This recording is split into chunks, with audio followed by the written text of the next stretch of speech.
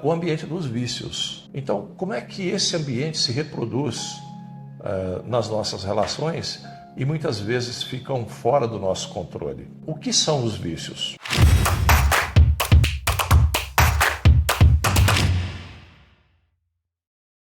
Olá, bem-vindo. Estamos juntos outra vez, aqui no Cantinho do Ari. Esse é o nosso cantinho.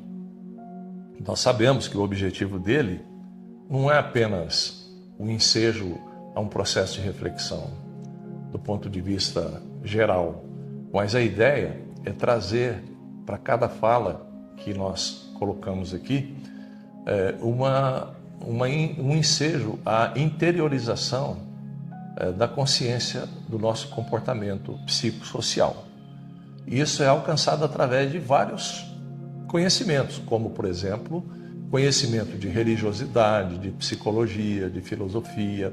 São áreas que eu fui trabalhando ao longo desses anos todos e fui trazendo isso para o ambiente clínico, e dentro do ambiente clínico eu fui explorando o máximo possível para que pudéssemos criar uma linguagem cada vez mais audível, mais compreensível, de uma maneira mais universalizada.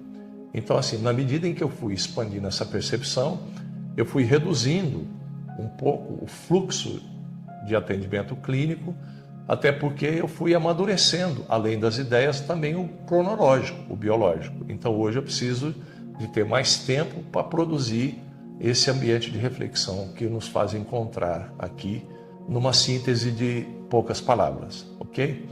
Então, eu quero falar hoje com você de um tema que é recorrente no nosso ambiente social, que são o ambiente dos vícios, né? Então, como é que esse ambiente se reproduz nas nossas relações e muitas vezes ficam fora do nosso controle, tá? Então, o que são os vícios? De um modo geral, a gente poderia classificá-los e qualificá-los de várias formas, mas essa abrangência, eu acho que quem tem ela seria uma resposta a uma pergunta de $1 milhão, não é verdade? Então, não é esse o objetivo. O objetivo é trazer uma pequena contribuição que eu fui desenvolvendo dentro do trabalho clínico, das origens que sustentam a base dos vícios. Então, inicialmente, eu quero falar do processo da autoestima, tá? Por que a autoestima está associada à questão dos vícios? Porque, de um modo geral, na cultura que nós vivemos, a gente busca, através do reconhecimento do outro, a nossa presença de mundo. A gente já começa isso lá na formação, na primeira infância, tá? Então, assim, se o outro me qualifica, eu me valido. Se o outro não me qualifica, eu vou buscar algo para me validar diante dele. Por quê que eu me valido através do outro? Porque eu preciso sentir que eu estou vivo, né? Como a ideia do narcisismo, né? Narciso, quando ele olhou e viu refletir a imagem dele no espelho da água, ele compreendeu um sentido muito singelo da vida. Ou seja, eu só tenho consciência que eu sou humano porque eu percebo a presença do outro, porque eu sou racional. Então, na medida em que isso vai acontecendo, eu vou, dentro da limitação do próprio ambiente sob o qual eu fui criado, eu vou buscando uma autoafirmação. E essa autoafirmação vem, às vezes, de muitos equívocos de como eu recebo a validação ou a invalidação como estímulo que vem do meio que eu estou sendo criado e produzido como cidadão, vamos dizer assim. Então, aí o vício passa a ser algo que vai acontecendo sorrateiramente na vida através daquilo que eu começo a comprar através da validação de determinados comportamentos que não são originariamente meus. Por repetição, eu começo a reproduzir determinados comportamentos que eles me fazem sentir aceito pelo meio. Aquele comportamento, como a nossa mente é co-criadora, ele cria um ambiente interno. Então, esse ambiente interno, ele tenta substituir o processo da autoestima. Então, aí eu crio uma outra coisa que o Pavlov falava, que é o condicionamento animal. Só que eu não consigo substituir através do condicionamento animal, a minha necessidade, que é a busca da validação, da autoestima, da afetividade. E como essas coisas, os vícios, não trazem afetividade, então eu faço um movimento de transcendência através do vício. Então eu entro nos vícios de falar mal do outro, o vício da bebida, o vício das drogas, o vício de estar em ambientes da gula, da ganância, enfim, são vícios que eu vou desenvolvendo que enquanto eu estou reproduzindo-os, eu vou me distraindo. Aí quando eu entro em contato comigo, eu entro em contato com as minhas carências, né? E aí, o que acontece? Aí eu começo a comprar carícias. Eu começo a vender uma imagem que eu não sou para mim me sentir validado. E como eu me sinto potente, porque eu sou capaz de sustentar determinados vícios, ele me dá a falsa aparência de que eu posso me bancar nisso ou naquilo, e as pessoas são, de um modo geral, não todas, mas uma boa parte, são frágeis, são vulneráveis e são carentes, então elas acabam se conectando e retroalimentando, às vezes, o nosso vício. Então, o vício é algo que ele é sutil, velado, e quando a gente toma consciência dele, muitas vezes a gente não tem força para sair dele, a gente precisa de ajuda.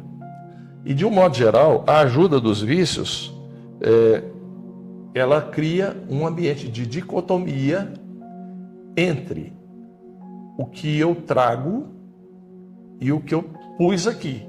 Como uma coisa não é compatível com a outra, eu vou dizer o seguinte: eu perco a capacidade de transcender de forma espontânea com o meu sexto sentido, que é o sentido da intuição, que é o que fez construir a primeira teoria que nós humanos conhecemos através de Platão, que é a teoria do idealismo, que fez o movimento metafísico da transcendência.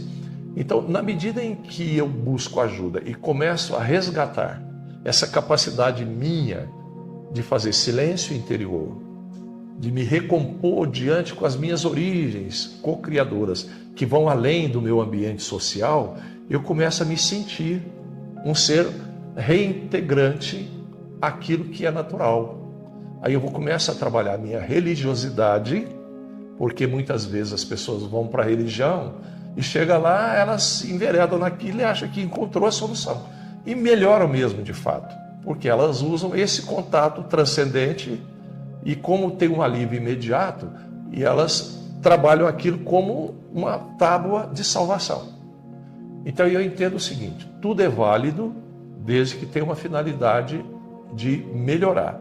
Mas, sobretudo, além da capacidade de melhorar, eu preciso de compreender a minha identidade. Porque não existem duas pessoas iguais. Então, por que eu estou aqui repetindo o que todo mundo faz e fiquei infeliz? Porque eu não trouxe o que eu vim fazer. Como é que eu identifico o que eu vim fazer? Quando eu começo a validar a minha personalidade nas coisas que eu faço. E como é que eu valido a minha personalidade nas coisas que eu faço? Quando eu começo a dizer sim para mim, não para a situação, sem deixar de incluir a pessoa. Então, esse é o movimento da validação, do resgate da identidade. E você vai eliminando do caminho as coisas que você não quer, na medida das suas possibilidades. Na medida que você faz isso, você vai restaurando o seu estado de ego positivo e vai trazendo para si um ambiente de autovalidação.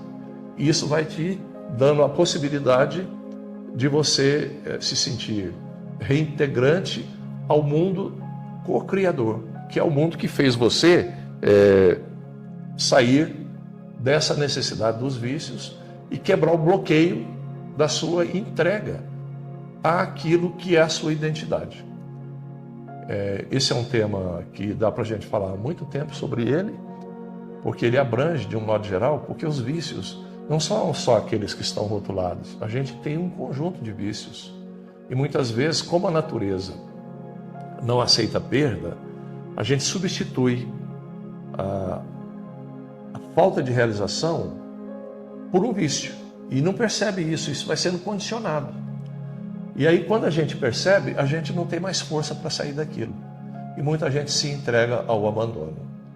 Eu gostaria que você refletisse bastante sobre isso, a importância de você trabalhar como ferramenta a autoestima, sempre como meio de você resgatar de qualquer dificuldade, buscando atendimento especializado, pessoas capazes de poder realmente trazer ferramentas para a sua vida que te sustentem num ambiente de busca, de equilíbrio, porque você merece ser feliz, tá? Compartilhe esse vídeo, se você gostou, com as pessoas que você gosta, e para que nossa expansão possa ser assegurada para um volume maior de pessoas a participarem disso. Um grande abraço para você e até o próximo.